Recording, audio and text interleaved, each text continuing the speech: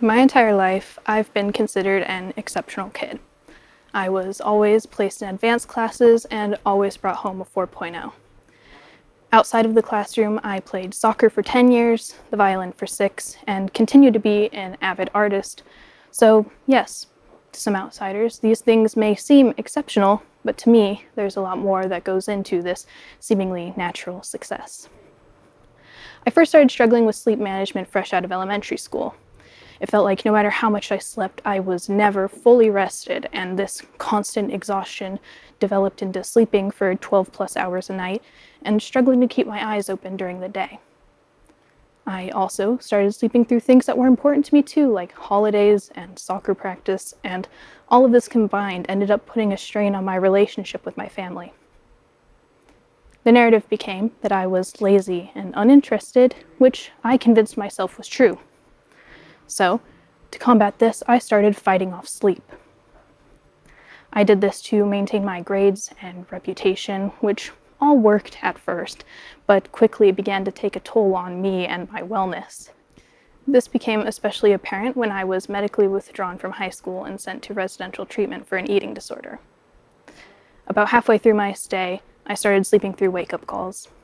Nothing too uncharacteristic of me, but then I started sleeping through meals, and then groups, and then the time between meals and groups. It got so bad that the regional director had to pull me aside and tell me, "Teagan, you either have to find a way to stay awake during the day or find somewhere else to go." I was left in shock, but fortunately, I didn't have much time left in my stay anyways and was discharged naturally. But then, intensive outpatient treatment came around.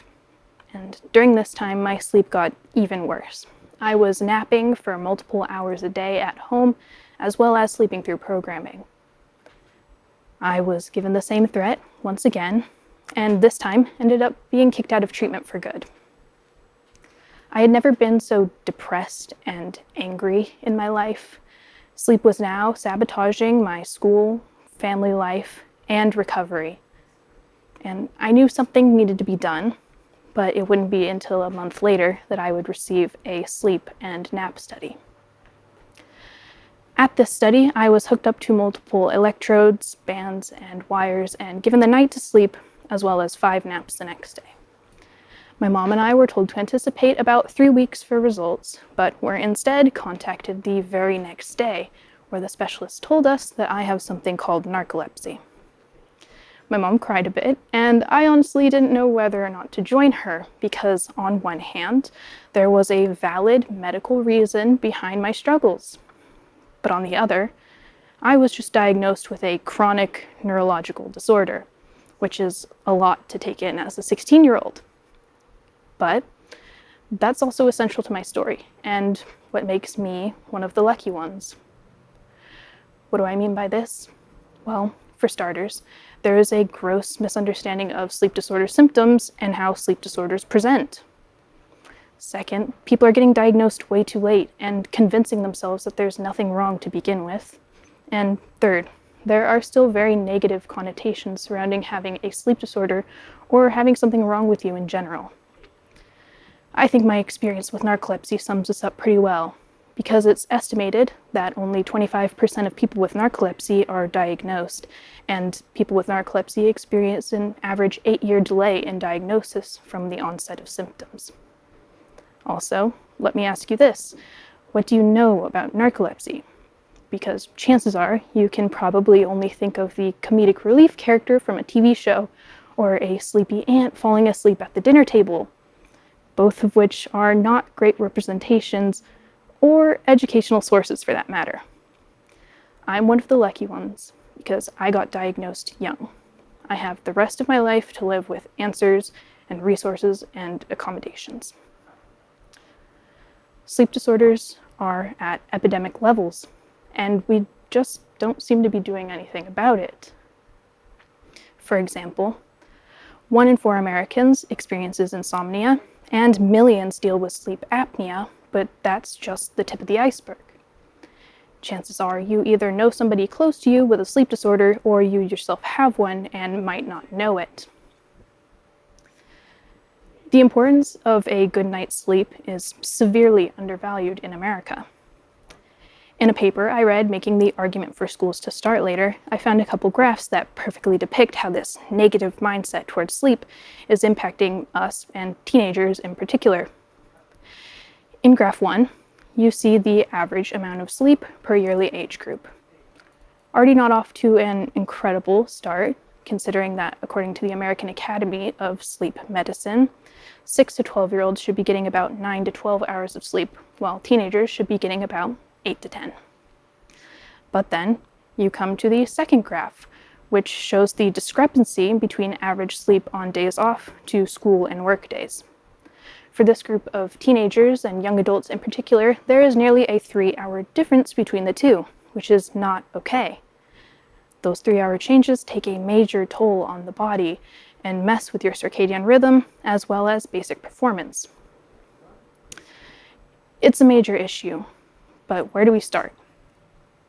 Well, there are many ways to go about it, but I recommend starting within.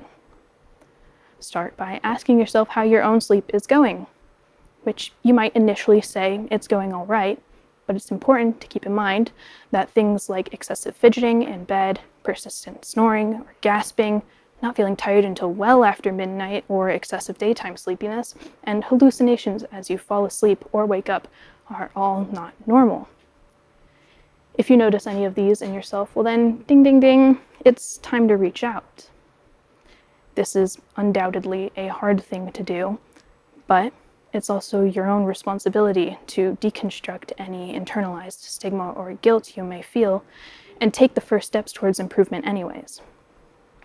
If you're just unsure of where to go, here are some safe bets. For starters, going to your family is a good first step. They are likely going to provide you a safe space to practice advocating for yourself in a low-pressure environment. This is also a good place to gain supporters and people who believe you. Next, I recommend going to your doctor's office. They have numerous referrals and resources at their disposal. You just need to voice a need for them.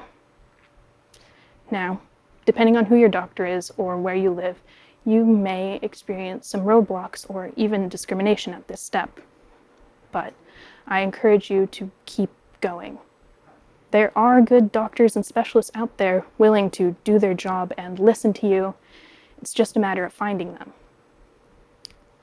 So please, don't let one doctor's ignorance be what's holding you back from getting the help you deserve. Now, for this next place, this isn't somewhere we'd typically go to address sleep, but rather one I think would be extremely helpful if we did. I say this considering that 40% of adolescents and up to 50% of kids experience sleep problems that significantly impact them and their wellness. And lots of these kids don't have access to doctors or medication. So teaching the importance of healthy sleep habits in something like a school health class could benefit many. Our curriculum for health classes is ever expanding and changing as it is, so why not include sleep education? Also, teaching this in classrooms could help take the pressure off of students. If they know that the teachers responsible for their grades and testing are also on board with them putting basic biological needs like sleep before their schoolwork, they'd likely be more inclined to follow through and do so. Now, as for bringing up sleep and therapy, mental illness and stress have a major impact on sleep and vice versa. So, targeting one could help you target the other. There's already a very similar concept in both cognitive and dialectical behavioral therapy called sleep hygiene. Sleep hygiene is extremely straightforward and consists of things you've likely already heard before. For example, being smart about when you have certain meals or beverages is extremely important. You don't want to try and fall asleep hungry by any means, but trying to fall asleep when you're overwhelmingly full or hyped up on caffeine and alcohol is not helpful either. Also, you need to stay out of bed during the daytime. I like to emphasize this, especially while we are still in distance learning, because the longer you stay in bed during the day, the less your brain begins to associate your bed strictly to sleep. What this does is it makes it a lot harder for you to fall asleep when you want to at night. Now, to reinforce my claim earlier, trying therapy can be a game changer for many. A lot of people are turned off by the idea of finding a good therapist or even by the stigma behind mental health care. But it's also an extremely rewarding experience once you do find that right fit and are able to effectively work on things that are keeping you up at night. Moving on to things you can do before bed, creating a routine is honestly just the best way to go about things. Staying away from screens for at least 30 minutes before bed, brushing your teeth, making your space comfortable and conducive to you, and putting on pajamas are just a few of the things you can incorporate. I also find including a specific sensory task to be beneficial. This can be something like applying a specific scented lotion right before you fall asleep and at no other time to help strengthen the association between the two. Now, once your routine is done, it's important to keep in mind that if you don't fall asleep within 20 minutes of going to bed, you have to get up, do something else, and try again at a later time. Your brain is really smart, and you don't want your bed to become somewhere associated with discomfort and frustrated writhing. Now, above all else, consistency is key with sleep and sleep hygiene. Your sleep schedule should not be fluctuating much at all between days off to work and school days, because contrary to popular belief, there is no such thing as catching up on sleep. What you get in a night is what you have to work with the next day, and there is no reserve or cache for sleep, so it's important to be consistent. Things aren't going to change overnight, and that's okay. A little over a year ago, I was completely withdrawn from my recovery and the things I love due to my sleep, but now, with newfound education and resources, I'm able to do great things like earn my GED and give this talk today. I'm no longer afraid to put my wellness first, and neither should you. If your sleep is suffering, you deserve help. And I encourage you, don't be afraid to challenge the stigma that has been pushed on you stating otherwise, because your sleep is worth it. Thank you.